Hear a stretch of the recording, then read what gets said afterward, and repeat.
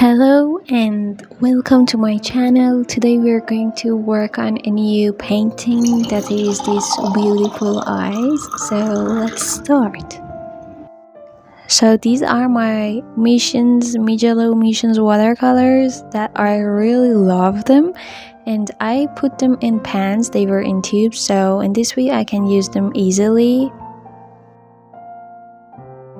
So I used my Tinterotto brush, round, size 2, and 2 master brushes, and another one for details and eyelashes from Davinci that I actually couldn't show from beginning. Okay, anyway, but I used that in my painting, and a cup of water and my eraser for this painting. So let's start.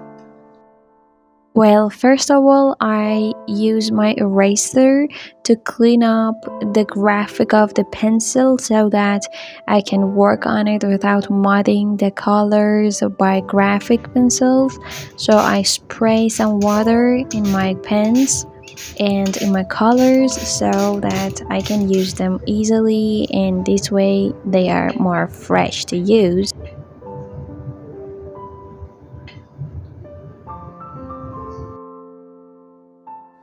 So here I'm adding clean water with my clean brush to my paper. So I'm wetting the paper because I want to start wet on wet technique. So because it's actually the first layer that we are going to work on, so it's better to use more water. Add more water to your pigment. So you should use like watery color in your paper in first layers, not too thick. And I'm applying pink. So as you can see, while I'm adding my pigment to my paper, because my paper is wet, the pigment just mix with that watery and it sit on the paper so soft and clean without any harsh lines. This is actually called wet on wet. We use wet paint on wet surface and wet paper. And I'm going to tell you that where we can use wet on dry later, and I will show you how you can use it.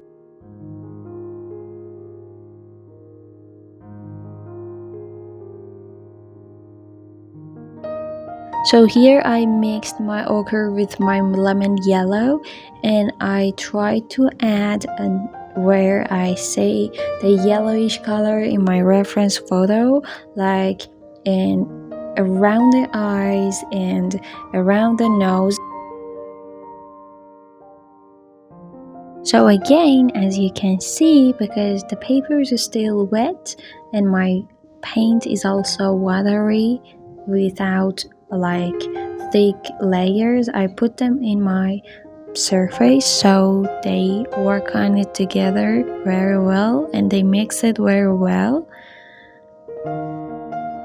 And here my paper is becoming dry, so I just try to add watery colors on my painting, and I avoid to work on those places that I worked before, so I'll let them to dry and I try to work in other places.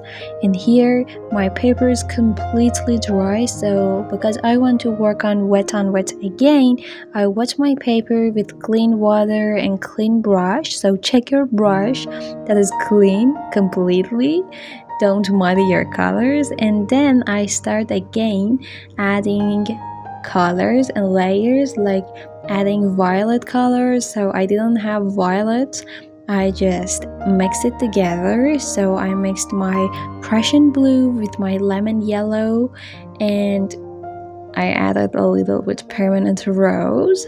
So I added around the eyes and for shadows.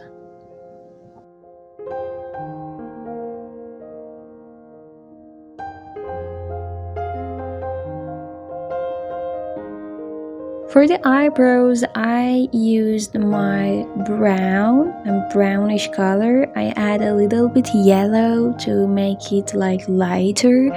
And as you can notice, my paper is completely dried, so when you want to add like detailed, or if you want to paint hairs, eyebrows, eyelashes, so you need to work on dry paper. And in this way you can paint it more easily and better, and you can show the hairs, each hair and eyebrows better. So here I'm adding again some details to eyes, and my paper is completely dry so that I can add them like better. Here for the greenish eyes, I mixed my blue, Prussian blue, with my lemon yellow, so I mixed this beautiful green together. And for the black hole in the eyes, I didn't actually use the black because I think it's muddy, the colors, and it's not so natural, so I mixed my Prussian blue with my brown, so it became like a dark brown, and I used it for the black hole and the darker area in the eyes.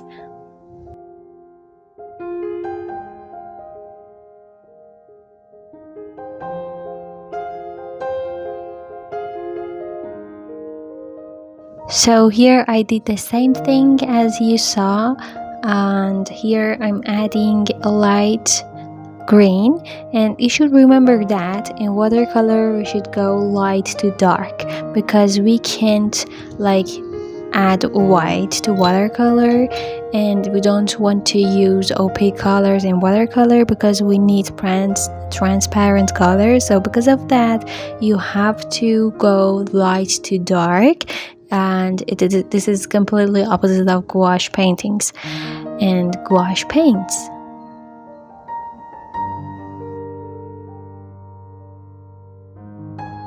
Because my reference photos skins was so like cool, first of all I put my cool color like blue and purple, violet, and after that when they are completely dry I mixed a skin tone and I applied in my paper. And again, I'm going for the third layer. So the second layer you saw, we worked on the skin tones, and here I'm adding depth and structure to my painting. I'm adding more color, more pigment. So here I don't use watercolors, I used like more pigment in my painting, and my surface is completely dry because as you can see I'm applying some details. So as I said, while you are working on details you need to work on the dry surface and paper, but here you should use more pigment, like 70% pigment and 30% water. And for painting details like eyebrows and eyelashes, I used my smallest round brush and my Davinci one.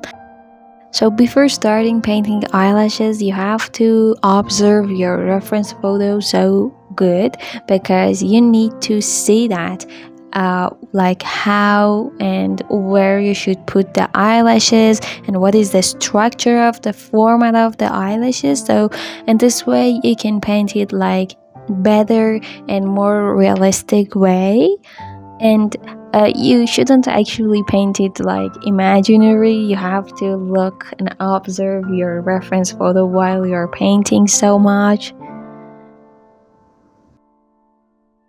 So at the end I'm working on some details, and after everything that I wanted to paint is done and I've finished, I used my white gouache to show and paint the highlight parts. I hope you enjoyed watching this tutorial, so thank you so much for watching. Don't forget to like, comment and subscribe. So until the next one, happy painting!